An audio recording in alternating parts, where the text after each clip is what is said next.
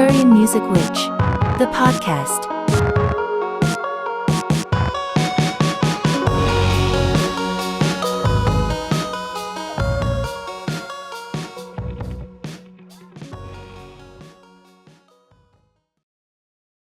Well, I want to hear so much about you, and I'm so glad that we kind of swung back around and that I caught you again, because TikTok is so ephemeral that sometimes you just, you can feel very close to people and then suddenly they're just gone and there's no way to contact them or something. So I was so glad when I started seeing you again, because I think you were probably one of the first people I felt a connection with over that platform.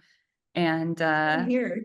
yeah, and I wonder what you've been up to in the interim, but I don't know. And I guess also like what I know that you have some big messages that you have shared on there in the past, and it seems more like your new presence is a little bit more just like living your life in joy.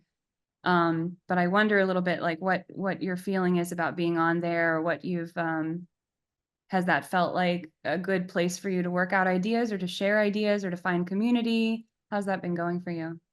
Yeah, definitely. I did take a big break. And the original account that I was using was deleted in the interim. And I think it was like almost 2 years in between the break that I took. But I recently made my Instagram public again, which is kind of like the first platform that I started sharing ideas regularly online, like my writing and poetry publicly. I was doing open mics for a long time when I first started writing when I was in middle school, high school, and college. And then after my dad got diagnosed with cancer is actually when I started posting my writing and organizing my first book, Is that Egoless. Egoless? Yeah, Yeah, I exactly. got that. It's a And great book of poetry. Anyone listening, buy Egoless.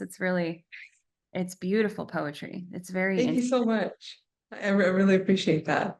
And I found a lot of like community in TikTok with expressing my poetry and reading my poetry and utilizing spoken word as well when I first started on TikTok, as well as just utilizing creative art in different forms. So like, I mean, I love to dance and I love to sing.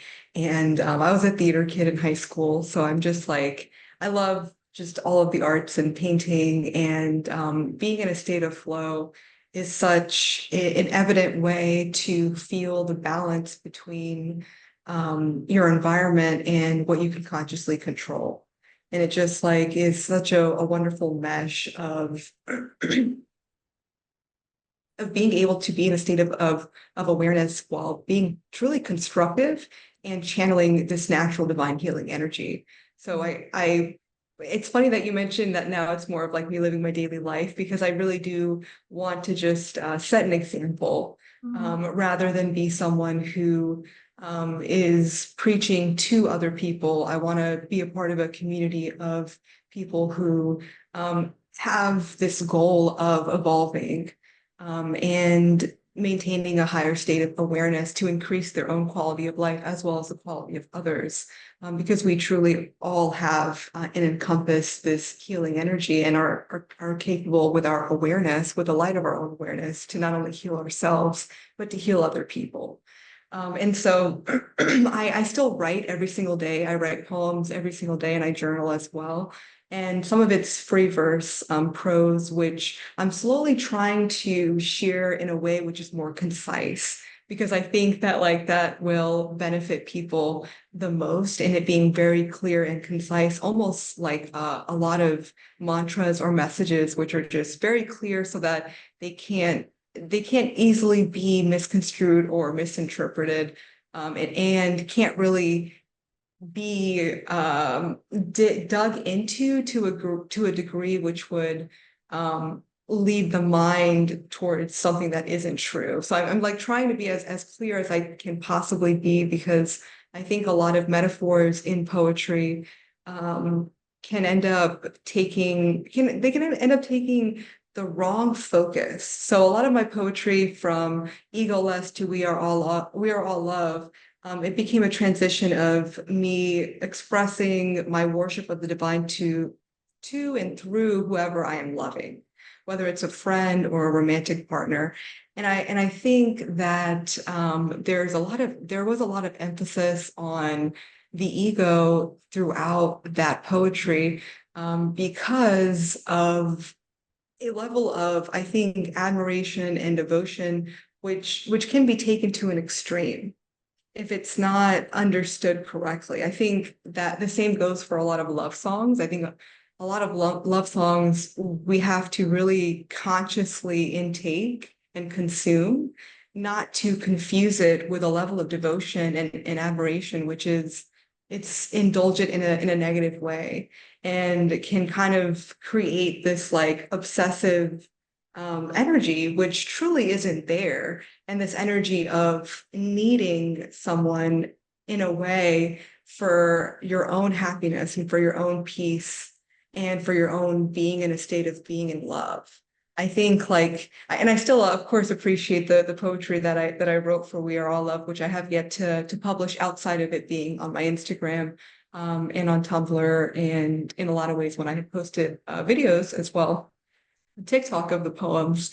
But I think that was something that I learned from writing the poems and from reflecting back on them as time has passed. And I've worked and continue to work on developing a really healthy relationship with self-love and wanting to exemplify that self-love for others as well, to be able to connect authentically with other people without falling into the traps of people pleasing and the fears of abandonment and the desire to control, or the wants that aren't truly necessary for one to be satisfied and fulfilled within themselves. So those are kind of some of the reasons why I've been working towards writing things that aren't necessary and sharing things that aren't necessarily so personal to me. In the past, a lot of my writing has been really and it still is streaming from my personal experiences and my personal evolution and growth that I witness in other people.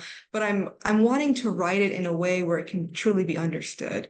I think the poetry that I've written in the past is really beautiful and I appreciate it. But I think that from a point of understanding and learning, it is more of not, it's not written in that way. Like it wasn't written necessarily in that intention, which for me was really incredible and cathartic through the process of it. But now I've kind of wanted to change the way that I identify as a person, rather than going about life with the purpose of a healer. I more of identify with being a self-healer the way anyone else is, and a self-teacher the way anyone else is, and looking at the entirety of the universe as one self, one true energy, and we're all mirrors and different forms of that same divine creative energy, and we're all learning from one another. So for that reason, I've changed the way that I've tried to write messages so that it's not necessarily even a channeled guided message or a psychic reading, for example, which is something that I did for some time as well for a lot of people and on TikTok in general, because I really want to encourage people to be their highest conscious authority as like the foremost just like state of being, to where they truly feel that they have conscious autonomy and they're strong enough to know that they don't need every space to truly feel safe, because they can stand up for themselves and for what they feel is right. And they understand like that the world isn't a black and white place, but they can still appreciate it. You know, like beauty is in the eye of the soldier is one of the poems that I've written, which just exemplifies that, you know, the world does have flaws, and there are negatives, and there is darkness, but beauty is in the eye of the soldier that looks at that darkness and wants to transmute it into light, and goes about it in a really kind, compassionate way. So I think that explains a bit. I was rambling a little bit there, so I hope that made sense. It does make sense. It sounds like you're kind of moved from a place of maybe processing, which has been kind of part of my journey in the last year or two, I think too, from processing into like a praxis space, and just sort of playing out some of those ideas and experientially, you know, living them, which I think is, I think that's right. I think we can really only save ourselves and maybe hopefully something about that can be helpful to somebody else's journey. So that's really absolutely beautiful. And I have a few questions stemming from that. One of them is, do you even believe in romantic love, or what do you think about that idea of like romantic love specifically then, maybe at this point in your life?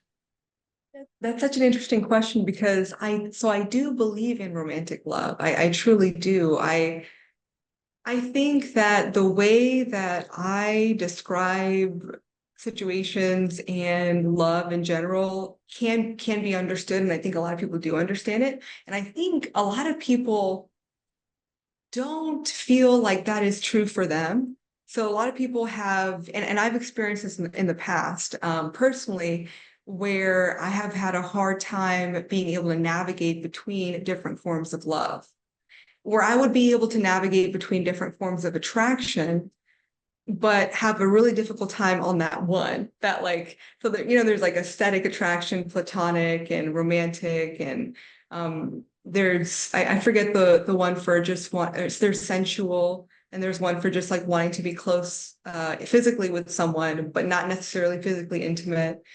So I would be able to distinguish between those, but have a difficult time between platonic and romantic when falling in love. So the way that I describe and experience falling in love is just it's not necessarily romantic love. And I feel like I fall in love with every single person that I meet every single day. And it's just a natural state of being, and it's not romantic. But a lot of people in my experience have had a hard time feeling like that was true of me. And I don't know if it was because the love that I really aim to exude and try to show to people can come across to them in a way that they have only experienced romantically. So they look at me and they go, how is it possible that you're not in love with me romantically? But I'm like, but I'm not, because there's no desire to be in a romantic relationship with you. So that for me is like that line where I can see that I'm in love with someone, but I don't want to be in a romantic relationship with them. So I feel like I categorize that as not a romantic love. But then there are romantic situations between me and friends and me and family members where there's romance involved, but it's not romantic. Like it's not a situation where we desire to have a romantic relationship, but it's definitely romantic to go on a friend date and celebrate a friendversary and that sort of thing. Like I think to me, it's just as special. And I value platonic life partnerships just as much as I do romantic life partnerships. But I think for a lot of people, they've compartmentalized romantic love to have a higher priority and a higher place in their life than platonic friendships. And so they might feel like a friendship who is more of like a family friend and like a lifelong family member, someone that they consider to be like a brother or a sister, is like more significant than a platonic friendship that is someone that they're, for example, maybe going to school with for a couple of years. And for me, I don't feel like the length of the relationship determines the success of it, or how authentic it was, or how powerful it was. I mean, I have friends that I went to school with that I haven't seen in years, but when I remember that friendship, it is such a true love. And I know deep in my heart and deep in their heart, whenever we think of each other, we're like thinking very positively, these warm feelings of so much gratitude for this person in their life. So I feel like that's the main way that I distinguish romantic love from other forms of love, even though I truly feel such a high state of being in love with everyone all the time. And it can be misconstrued, I think, by other people that there is a further attraction, because I truly don't feel like I should treat my romantic partner in a more loving way or a more kind and compassionate way than anyone else, and vice versa. And for me, that has been really powerful in learning, because when I'm able to notice that if my friend was doing what my partner did, I wouldn't be upset with my friend then why am I upset with my partner for it? And that has been something that has been really grounding for me, to look at things in a really true and just unconditionally accepting way. And that's what I aim to offer to everyone, is unconditional love and acceptance, even if or when I perceive that it isn't offered to me. And I think that a lot of people haven't experienced that even from their own family members, or they perceive that they haven't. So when they do, it can come across in a way which is really misunderstood. And I go back and forth between even using that terminology, that I fall in love with everyone like every day, and that sort of thing, because in my experience, it truly has been just so misunderstood, in the sense of, well, even if you wouldn't be in a relationship with them, maybe you still want to be, or you're still like, you still want to engage in a sexual relationship with them, but you're just not, because you're committed to one person and you're loyal and choosing to be monogamous. But it's truly not that way. I think that there is like just something so striking about the lower chakras in our body, that when our mind isn't totally aware of what's happening energetically there, we can project in a lot of ways and utilize defense mechanisms to shield ourselves from truly understanding our own emotions and working to overcome them, to get to a place of experiencing things in our body and in our mind and hearts cohesively, the way that we choose to. I think what's stopping us is the lack of awareness of why we're feeling excited in certain situations. Digging deep to truly understand the root of actually what is exciting us, and if something is exciting us, like the root of that excitement in what the end goal is for a thought process and for an experience that we're like envisioning in our minds. I think a lot of people are loyal. This is a little bit of a tangent, but I think a lot of people are loyal physically, but not in their mind, heart, and spirit. And I think that is not something that I'm like saying to condemn people that are that way, but I think it's just a downfall that we can all really stumble into, which in one way is because we're trying to show our best selves externally. Because deep down, I think truly most people want to do good and they want to be good. So even if they have thoughts that they disagree with, or thoughts that they're working to overcome, they're still working to put out their best externally and give people the benefit of the doubt as much as they can. Where you'll have situations where someone is saying everything is fine, but really in their mind, like it's not, because they're trying to process what they think isn't fine. And they're trying to find what it is. And so I think a lot of people feel like it's okay to fall in love and indulge in romantic thoughts and sexual thoughts of other people when they're committed to one person romantically, because they're not actually acting on it. And I think that those thought processes and those situations, when you persist in it, it can lead to you creating that in your reality. And it can lead to you focusing externally on what you're focusing on so much internally.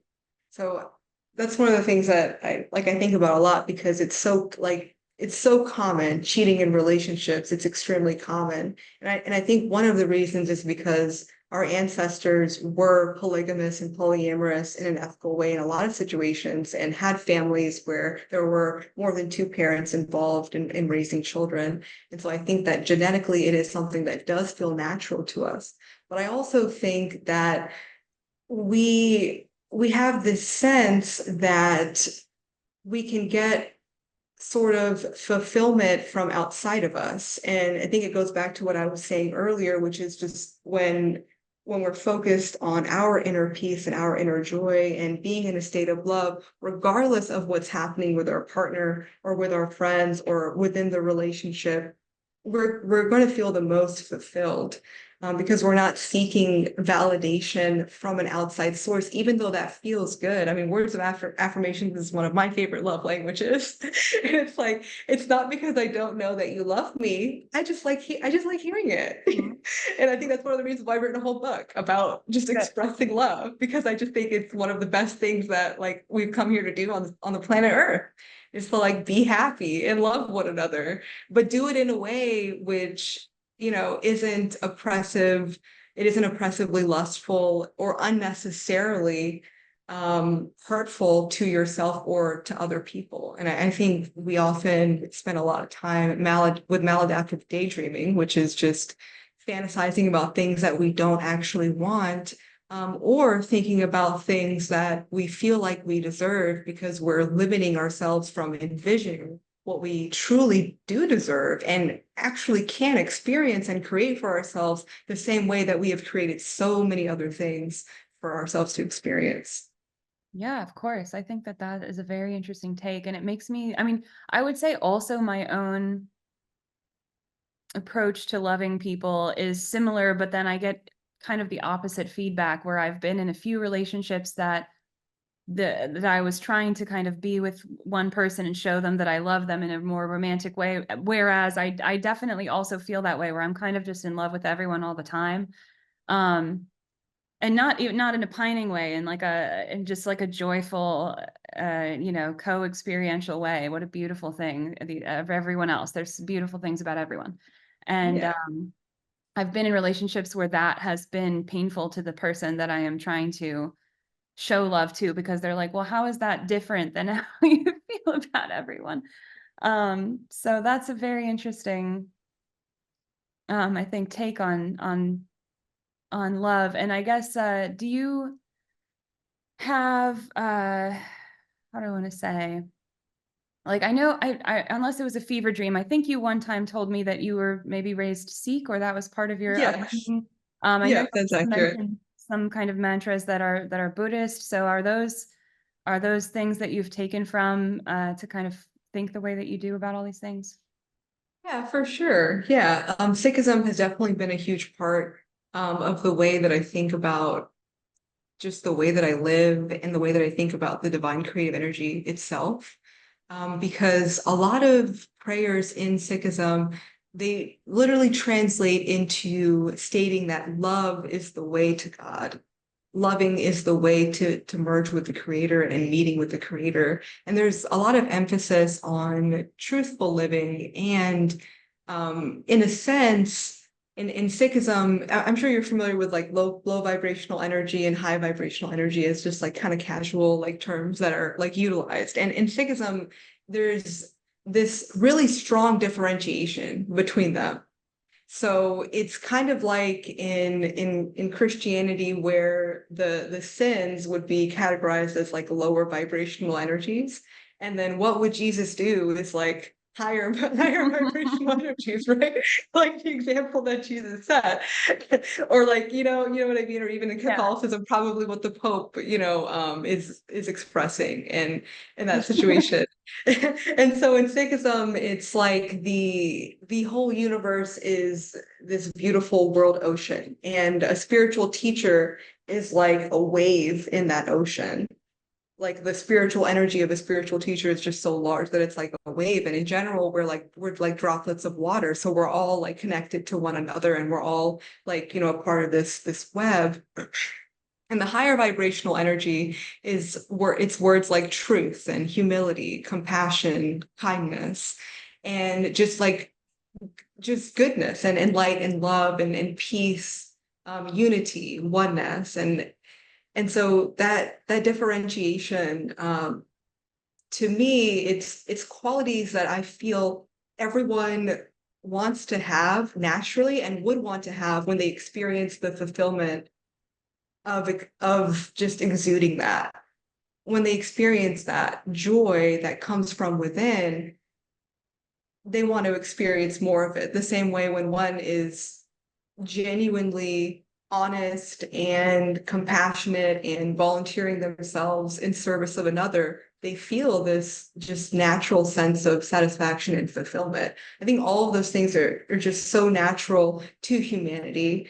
And because most of the earth has been in a state of survival mode, unnecessarily in a lot of ways throughout their life, and a lot of people are just born into this state of poverty.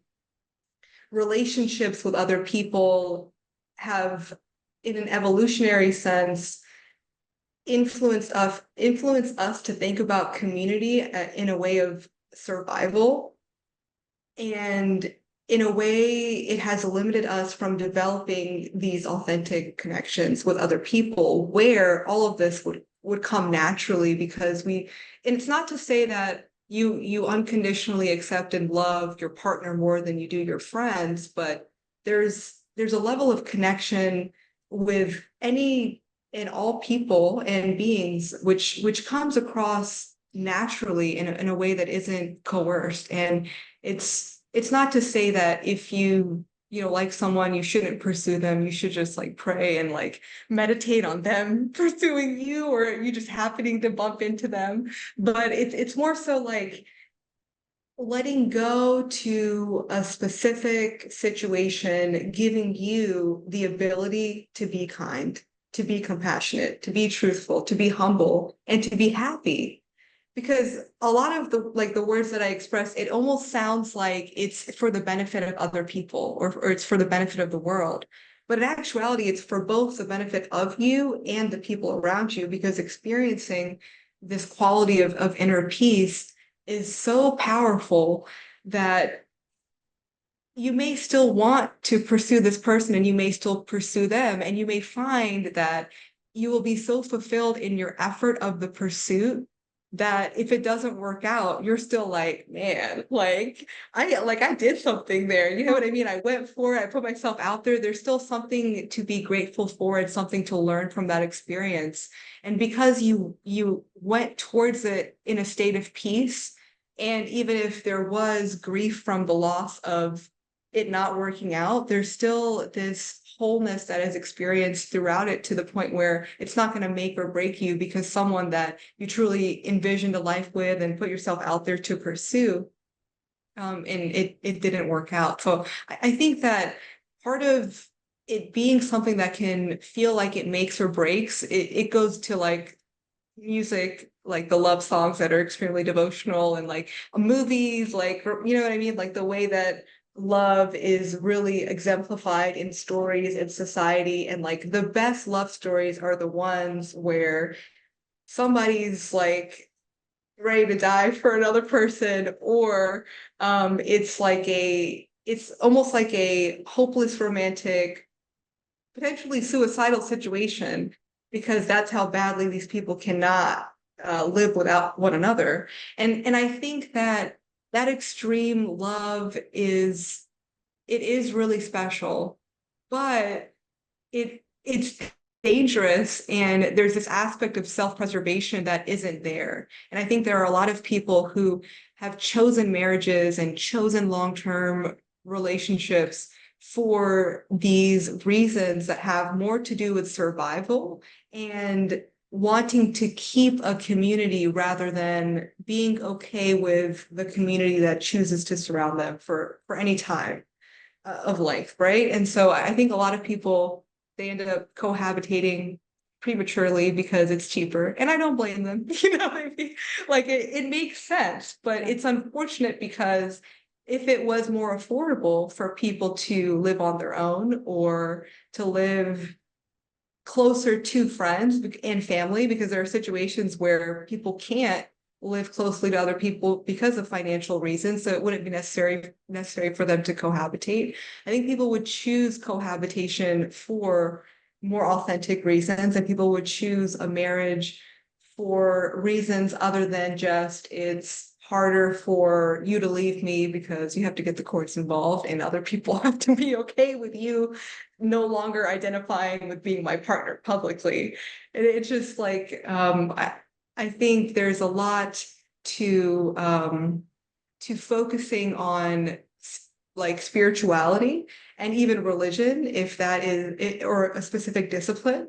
There's a lot to that which helps one, create authentic connections because you're so focused on yourself and your path and wanting to be a part of someone else's life in a positive way on their path, but not wanting to merge your past to a degree of unhealthy codependency because you need a certain sense of validation from them. Because when you're focused on your connection with the divine creative energy, you're aware of another person's connection with the divine as well.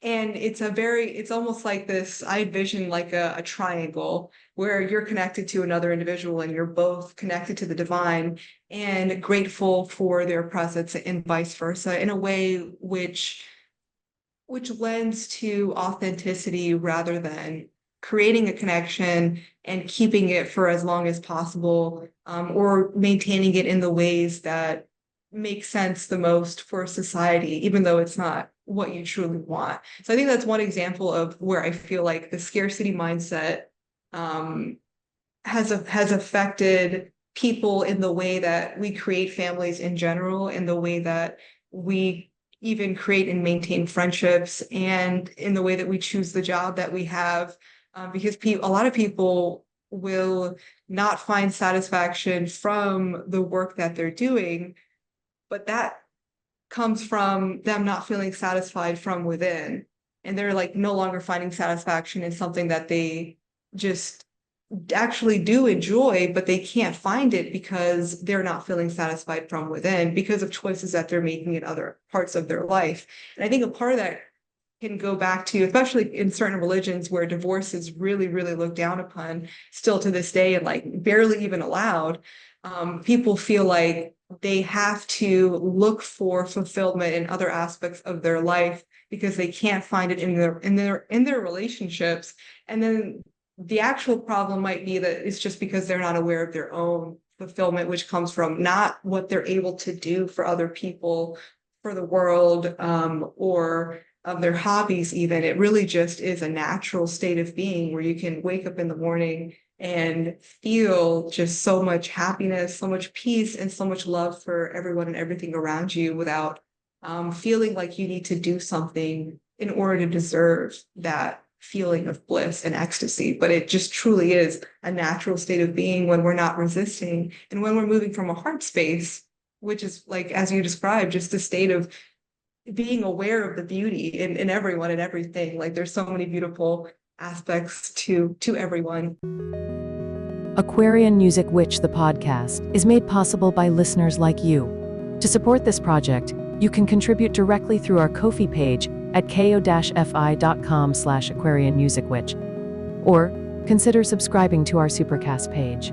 With the AMW Supercast Content Access Pass, you'll gain access to a vault of exclusive content and other cosmic perks starting at just $5 a month. Now, back to the show.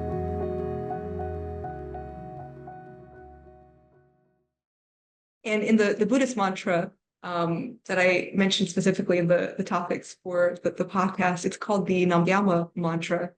And the purpose of the Namgyalma Mantra truly is to increase one's awareness of the healing and abundance that is offered in the universe. And so it's such a powerful mantra that in Buddhism, it is said that if even the shadow of the mantra touches a being that is incarnated as an ant or an insect, even they will no longer incarnate in lower realms ever again, essentially. Because in Buddhism, Earth is considered, and in a lot of religions, Earth is considered a heavenly realm. But it's not, which I think is really interesting conceptually, but it's not considered one of the highest realms. And in Sikhism, the idea of time it's really interesting because comparatively to some sects of Hinduism and Buddhism, the emphasis is more so on your personal experience of life and your personal consciousness. And the earth there's no limitation just because you're on the earth. It's more of like on a day-to-day basis, you can go from being in hell to being in heaven to in a state of in between. And so the distinguishment is more so made for a state of mind rather than a state for the entire earth. So in certain aspects of Buddhism and Hinduism, not all, but in some, the belief system is more so that the entire earth is in an age of darkness, which some believe is actually the age of darkness, and some believe it is the age right before the age of darkness. So there are some kind of differences in the calculations that were made from texts where it was originally written. So there's some disagreements between people regarding it. But in Sikhi, it's more so of there can be these states in between being in a very high vibrational state and being in a low vibrational state. And that's something that one can experience and consciously choose to remain in and with one's awareness. And by focusing on the right things, which I truly believe is knowing the power of your own awareness, and knowing the power that you have as a conscious co-creator with the divine, you can truly maintain being in a high state of awareness and consciously move your energy and your attention from lower chakras in the body to higher chakras. And when one is doing that, more energy and attention starts to form in the heart, the throat chakra, the third eye, and the crown chakra, and in the astral body above and around you, which our astral body and our soul and our spirit is much larger than our physical.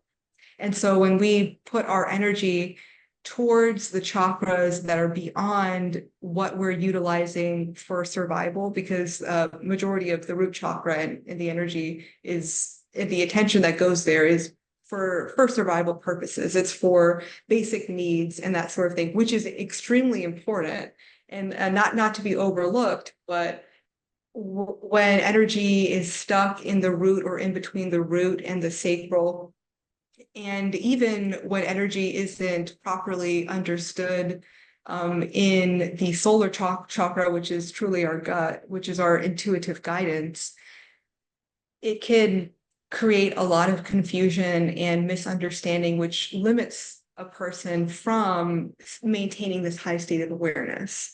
And a part of it is really just being the mind being in default mode. And when the mind is in default mode, which is what's called the default mode network, which is typically overactive in minds that experience more anxiety, depression, and uncomfortable symptoms psychologically. And it's really when the gatekeeper of the brain is set to default mode. So the mind is really just in a state of routine and doing what comes naturally, habitually.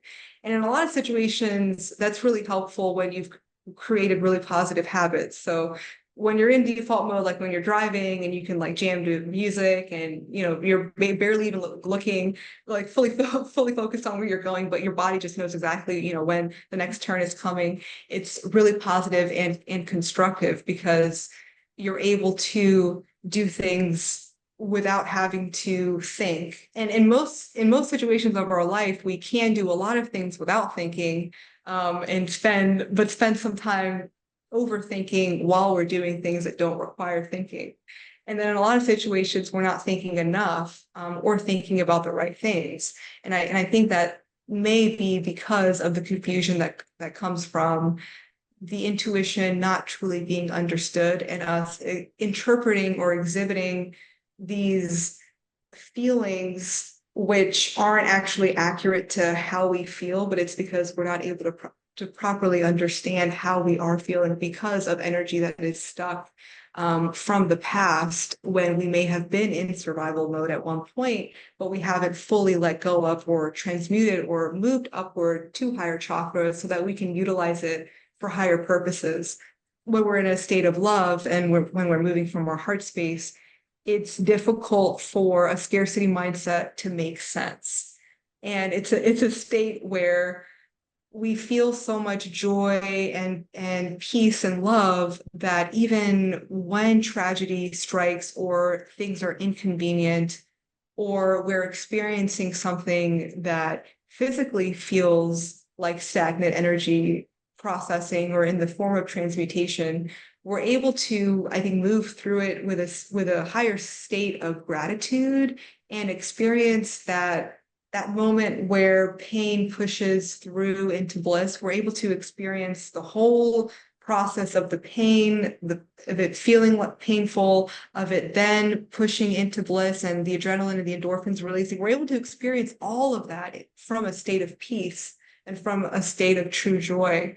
And so regardless of mental lows, which I still think that it's not to say that the lows aren't actually being experienced, because I think that there are a lot of situations where it is natural, and not to say that everyone should have the same reaction in a situation that is tragic or involving loss, but I think it's extremely natural, and it's not something that is numbing to be moving from a heart space. I think that there's a big misunderstanding in a lot of spiritual spaces around only being light and love, and that light and love like appearing and coming across in a way which is only positive, to the point where someone crying is too emotional in a negative way, when tears of joy, it's very difficult to tell the difference between tears of joy and tears of pain. And when moving from a heart space, there's gratitude for being able to experience the depth of pain. And I think it provides such a large contrast to something that is perceived as being positive in a way that really, really helps to create a larger perspective of ourselves and of life in general. I think it is something which is seen as not necessarily a form of suffering, but it's something that is experienced. It's just experience, and you're aware of it from a point of peace, even through experiencing something that you're aware is really concerning and chaotic. And I think it's an exciting space to live in, because the entire earth has the possibility to have clean water and to have food and housing and access to internet and education, and just basic needs being met. It's something that is so possible, and even just peace, like living in a space where there isn't threat to a bomb or a shooting and that sort of thing. And I think that a lot of people who don't see why it is like so important for that to be possible, like why it is so important to not try to make it difficult for people to be able to experience peace and to be able to have access to basic needs, but rather approached on the other side. I think that there is an aspect of that truly goes down to not moving from a heart space and not feeling at peace and joyful and loved and loving from within. I think a lot of the individuals that make choices that lead to oppressing other people, or they're just not going out of their way to make sure that what they're doing is also benefiting other people, even when they definitely could in extremely significant ways. I think what's limiting them, and it is just like them not being at peace, because I feel like when you are staying in a heart space consistently and feeling inner peace and inner joy without needing anything else, you just the slightest thought of like unintentionally taking that away from another person, it's just like, oh, like that is something that I would never want to do, because I would never want to take someone else's awareness away from their own peace and joy and love and being their own conscious authority and having their own conscious autonomy. That is something that I would never want to do. But I think that there are people who don't necessarily want to do that either, but they're just not thinking about life in this way because their awareness of their own peace, joy, and love is so limited. They may even appear to be really happy and successful, but I think that they like, it's not even like the potential of what they can do for other people, but it's like the potential for the quality of life that they could be experiencing is so limited because they're not aware of their joy coming from within and their peace from within. And I think that that is like the root of a lot of individuals who have power and who have a lot of power and influence financially, especially to be able to create the change on earth, which would allow for basic needs to be met for all people and for all people to not be in survival mode. I think that just like the thought process isn't there because of where they are at internally. I think that it would be kind of like, I don't know, it would be kind of ridiculous for one to not consider it while being in that position of power, to consider how to make it possible for people to have basic needs met. And I think that it has nothing to do with capitalism, because I think that capitalism will still exist even if people like have food and water and a place to live, because this earth has so much more to offer. So I just don't get it when people say that, well, if someone had food and didn't have to work in order to pay rent, they wouldn't. I don't agree. I think most people would want to be able to afford more than just the basic of like eating food and having a place to live. And I don't think most people would not want to contribute in any way to society or create something, not necessarily art, but to do something with their life. I think most people would want to also work to have more money to be able to have more life experiences like travel and do so many things. So I think that spirituality can influence people in a lot of realms, but it for some reason, in people who are in positions of power and authority, from what I have experienced, it has like been exemplified in more ways that actually end up feeding the ego than benefiting other people, than having the intention of going out of their way to benefit other people. There's more of like this sense of self-satisfaction from what they are able to do and what they are doing, and feeling like that's enough, even though there is so much more that they could do if they had an eye on the greater good, and being able to impact the world at large in a really positive way. I think that most people would probably work harder. And I think that that's something that I admire about a lot of people that work really hard, is because a lot of people can work like a little bit and be able to make a good living. And when I see someone who's working really hard because they know that if they are able to work harder, they can do so much more for other people. And it's not because of a necessity to themselves, but it's because they want to be able to try to fill in the gaps where we haven't yet created a structure on Earth for people to be aware of their natural birthrights, which include food and water and peace and love and joy. And I think that like the goal in my eyes for people is like just being able to bring children into this world with that birthright, and being able to know that that is a reality across the entire planet, because it truly is possible.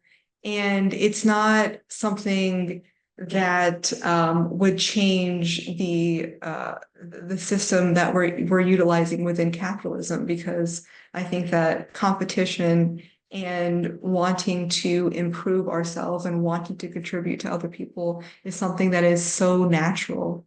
And being able to bring children into the world in a state of thriving rather than in a state of survival will help us avoid a lot of trauma that gets built into the body, which perpetuates this mind state of poverty even when people have wealth. which creates this sense of hoarding things that they don't actually need, which then prevents it from actually being given to people which could utilize the money that is just being hoarded in a bank and then being passed on family to family. So spot on. Thank you so much. Absolutely agree with all of that. I think a surprising number of, wealthy, powerful people operate from a lack mindset. And I think you're right that it would benefit them as well. As it is about, the entire world being able to hit that baseline and being able to even imagine that. But it's an internal thing as well. And I also just have so many thoughts. But thank you so much for all of that. But you talked about community a couple of times, and I think you're completely right. Like, we used to have more community-based just relationships in general and dynamics. And I think not just socially, but legally, that started to change with industrialism and capitalism. And it kind of pushes us into these nuclear things that are almost unnatural in a lot of ways. But as you were talking about that, and like the way that I usually think about trying to approach someone in a healthy, loving way is to not assign them a role in my head, is how I like the language that I use, which is kind of adjacent to the way you're talking about it, I think. And just sort of saying like, well, I don't have an expectation that because, I have a crush on you, that means we're going to be partners or something. Like, it's just what I'm just going to experience something with you. But what I hadn't thought about until you were just talking was about chosen community and how I had approached trying to find a chosen community, but I really liked the way that I don't remember exactly what you said, but you were saying like you don't really choose community so much as like invite them in to be kind of aligned with you, and then that's really how you're going to find your community, is not like choosing them. So I really liked kind of thinking about that differently. And then also, sorry to jump around, but I had so many thoughts. As you're talking about like kind of higher and lower vibrational states, it was making me think about, and also about this kind of dark age and whatever that might mean. It's making me think about the Age of Aquarius. And then my question for you is, I wonder if you see maybe glaring spots or even more subtle things that maybe don't translate well into kind of like Western spirituality talk, where like I worry sometimes about high and low vibration, but then there's something that's before whatever whiteness, before colonization, that is maybe about that. And I wonder if any of that kind of jumps out at you as something that you see as like badly translated into the ways that we talk about those things now. And maybe also just like, what do you think about the Age of Aquarius in general? And does that kind of connect to that idea of like a dark age? And then what do we move into a next golden age? Like, is that all related? Yeah.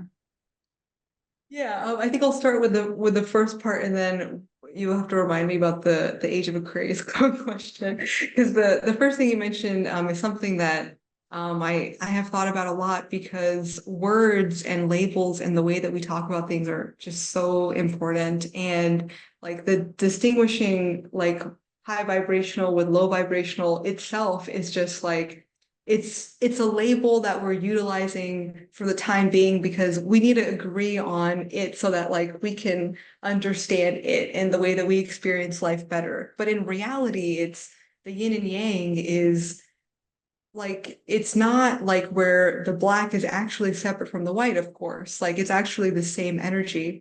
And in a lot of situations in the West, I think, especially because of the way that the devil has been really characterized, I would say, in Christianity, in contrast to God. I think that just like that idea itself is what contrasts so much to the Eastern idea of spirituality.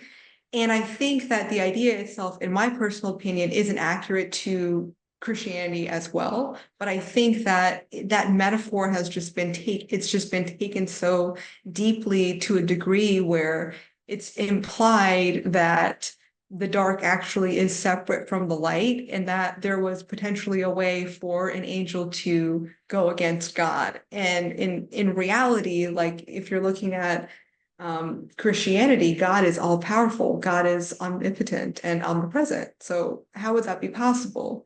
it truly wouldn't, but that is the way that the story goes. And when we make mistakes or we do things that are categorized as low vibrational or we sin, in a sense, it is described as the devil's temptation.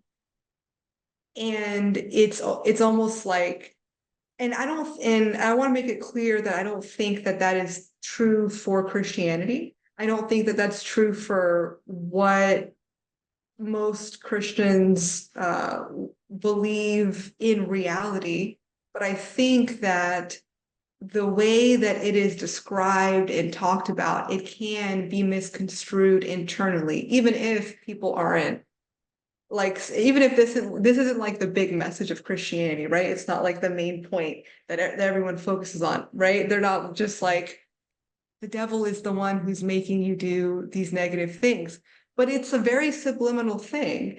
And I think in the mind of people, it's there where it's like, if I can just say that this is outside of myself and this is not something that I did, and then just focus on doing right things. Like if I just look away from the devil and just ignore the devil's just going to go away. But in reality, we need to face our shadow. We need to face the things and try to understand why we made those decisions versus just going, it was a wrong thing. I don't need to understand it. I know it wasn't me. It had to have been the devil who tempted me. So I'm just going to focus on doing good. So I think that like that is something which is kind of like subliminally in the Western culture.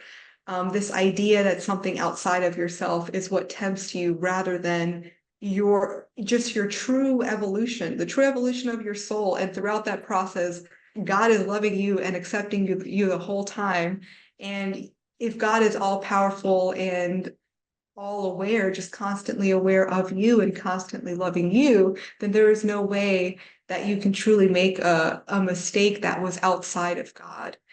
Even a mistake that you feel like you can't forgive yourself for, God is always forgiving you for, which is a provision in Christianity, forgiveness, which is one of my favorite aspects of Christianity. And then in the Eastern idea of spirituality, both energies are truly one energy. So the dark is actually working on behalf of the light because the dark is giving the light an opportunity to shine. It's just like it really is so connected that I think there's no way to misconstrue just that. But I think in Western ideologies, when we're trying to translate it, it can come across in a way which is a little bit more black and white. And similarly to when we even translate certain texts, like in Sikhism, there are certain pronouns that are given for a specific purpose to reference God, but it's given due to a running metaphor throughout the holy text.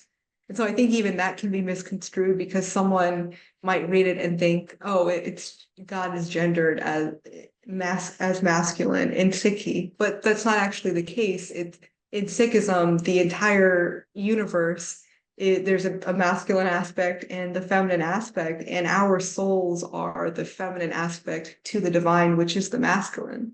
So there's a running metaphor that everyone's soul is a bride to the Lord universe, which is the groom.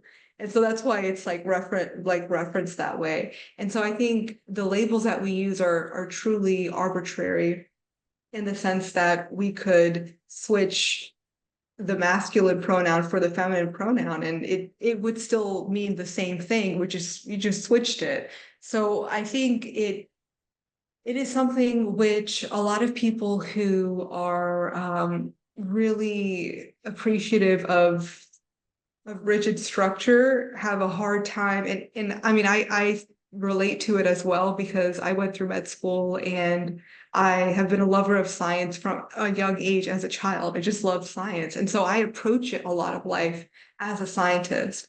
But I noticed that it takes a lot of joy out of life to constantly be dissecting it and to constantly be looking for a problem to solve or someone to blame. And I think that's like the biggest issue with the whole like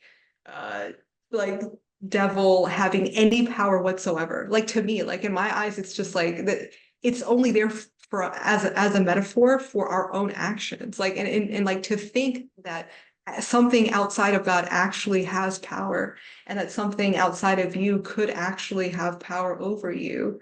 It's because of situations that I think that we have experienced and witnessed in our life, in part due to a scarcity mindset in either ourselves or in the people that are around us. Because I think that the like majority of the population, like 99.9999%, is naturally not sociopathic and naturally not psychopathic when basic needs are met and there isn't a scarcity mindset.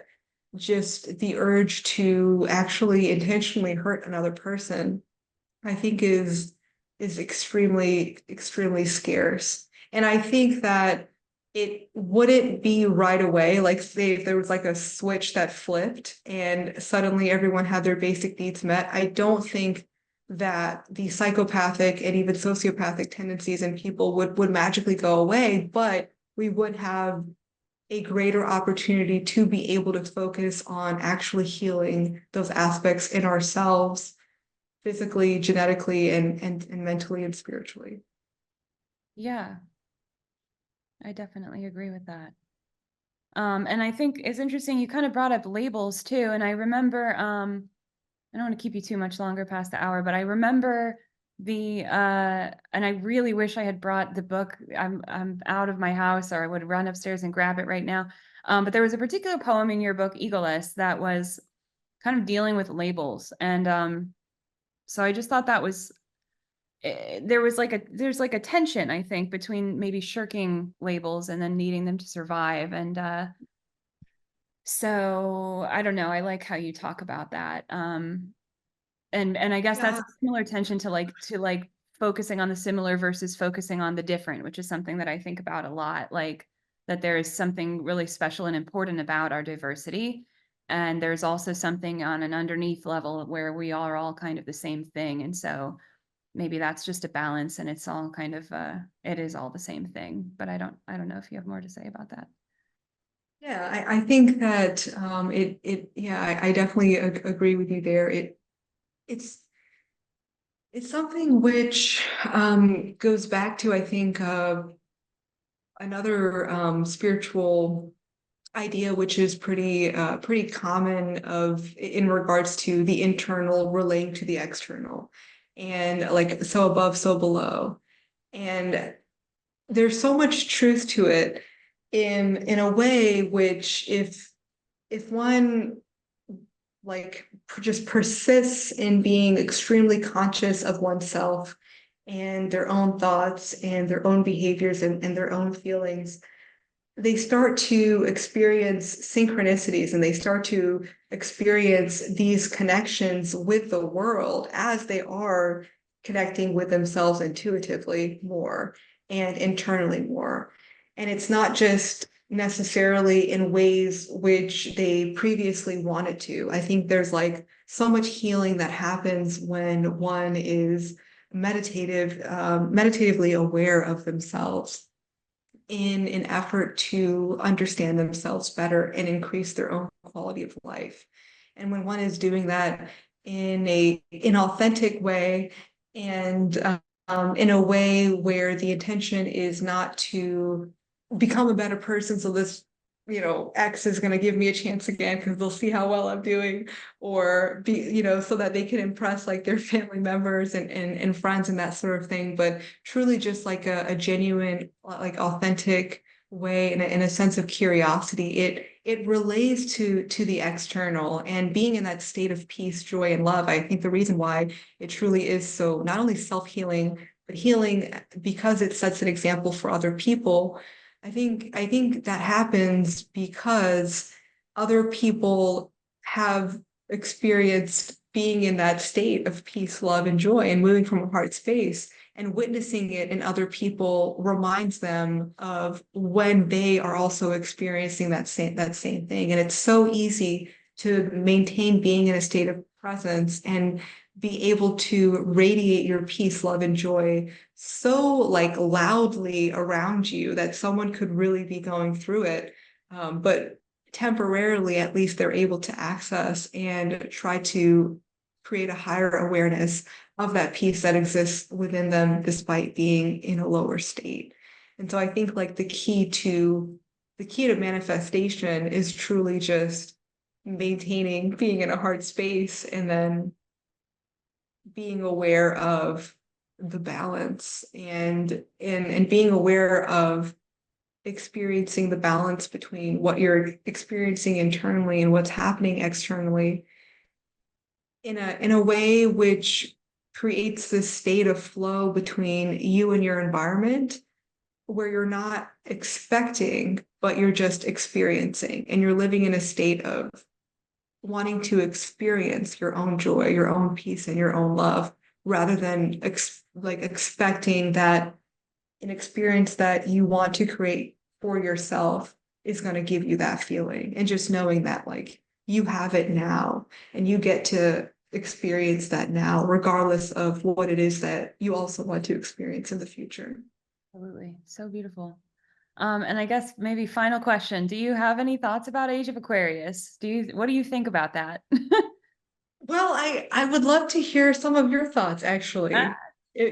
I'm happy to share. I actually did an episode on this podcast a few episodes ago, and maybe I'll send it to you and be a bugger, but it was about fascism in the Age of Aquarius and kind of trying to untangle some of those ideas, because I think a lot of what is filtered out to, again, like whatever, like esoteric knowledge, spiritual communities in the West, I think a lot of that is something that started in various Eastern traditions, or you can trace it back to roots, and then kind of was filtered through specifically a lot through like fascism around the world wars. Like I think that a lot of really high-minded philosophers were trying to basically put fascism under the language and framing of some of this stuff. And so there's a lot that gets kind of then hidden and baked in there and kind of distorts it.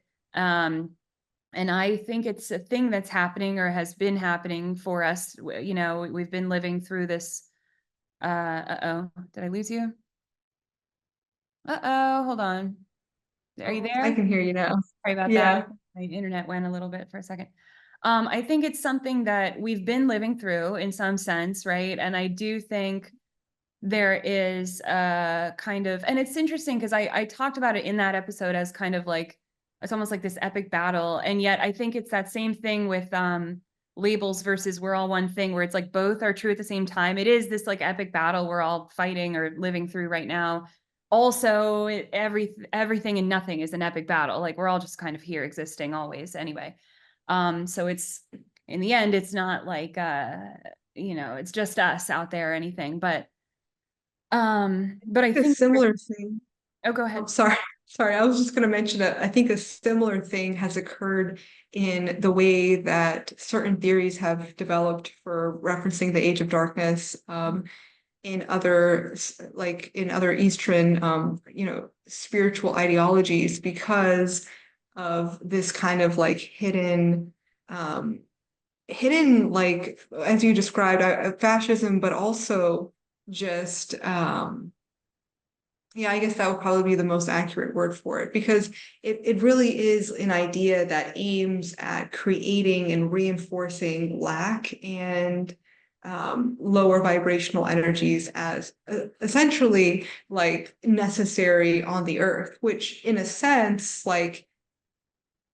it's not like challenges are, I think, different. Like in life, challenges are different from like actual like heinous crimes. Like I think the thought that like heinous crimes is normal and is always going to be on earth is like that's just insane. Like to not even attempt, to not even try, right? From a point of philosophy and spirituality, it's very like, why can't we help people who want to hurt other people? Because they have an experience of extreme suffering through the process of trying to physically hurt someone else. Like it's extremely awful for them to experience that. And why aren't we approaching it from a form of wanting to heal and help and evolve it, and knowing that it's possible to do so? Because the amount of technology that we have created for ourselves on this planet Earth, it's just like whatever we're able to really put money towards, right? Our energy, whatever we're able to put our energy and attention towards, we're able to find cures for, and we're able to actually resolve if we're going about it with that intention. So I think that there's like this certain language that is kind of utilized in certain situations to make it seem like this is just inevitable.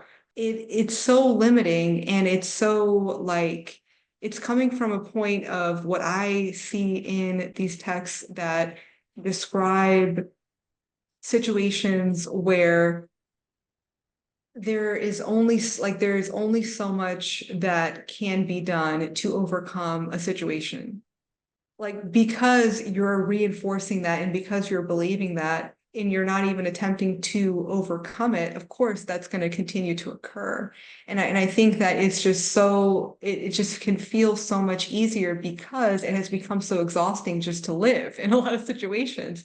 It can feel so much easier to say, well, I've won because I made it. You know what I mean? I'm able to pay my bills. Like I'm able to achieve like these set goals. And all of the other unfortunate injustices in the world, like, man, that sucks. And like, I wish I could do something about it, but at least I survived to the point where this is what I was able to create for myself. And it's not to say that one shouldn't feel fulfillment in just doing that for themselves, but I think that a lot of language is kind of designed to emphasize history repeating itself, and history in a lot of, I think, historians' minds is described as much worse than anything that is happening right now, because of the scale of the wars in the past and the number of the population on Earth that was involved in those wars at the time. But I think that it is just in unfortunate, like, assessment to look at the Earth and say, well, we've come so far because like, it was so much worse back then. And it's like, but like it's so relative. And so it's really difficult to feel like, okay, we've done enough, like when there's still such a significant percentage of the Earth that does not have access to clean water, and it does not even cost that much to create a well. Like $5,000, you can create a well, and 300 people can have water for an entire generation.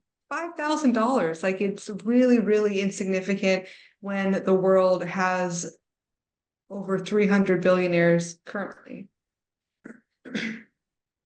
So just like to, like for me, like the numbers like really put it into perspective, because a lot of people want to project this idea of, because of the stars and because of like the probability of astrology, which is accurate, but it's a math, and it's due to time and space. And I think that it is limiting if we look at astrology as something which is so rigid that we can't actually transform our time and space to a degree where the probability of things would evolve and change.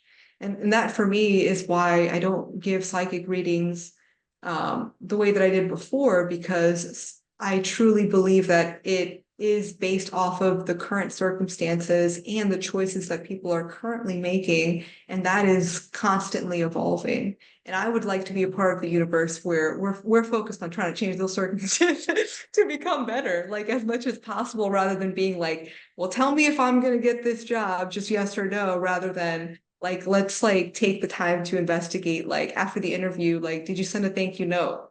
Maybe send an email, like, and also like, is what you're focusing on, the outcome of getting this job, truly a question that is necessary for you to dwell on to a degree where you feel like you can't have a state of peace until you get that answer from the universe one way or the other. And just like something, the idea of literally anything being up in the air can be so anxiety inducing for most people. And it's not because we're in a state of survival, but it's because we've been in a state of survival for so long. And there's this language of survival and scarcity and being driven by fear because of what could potentially happen over something that you can choose to create, even though the probability may be that you don't get the job. I think like even in a situation where the probability is higher that you could not get the job, you may actually get the job. It just with your own awareness, you may actually have the power of changing your circumstance to be able to experience something that you wouldn't have experienced had you not thought it was possible. And I think that's very, very real.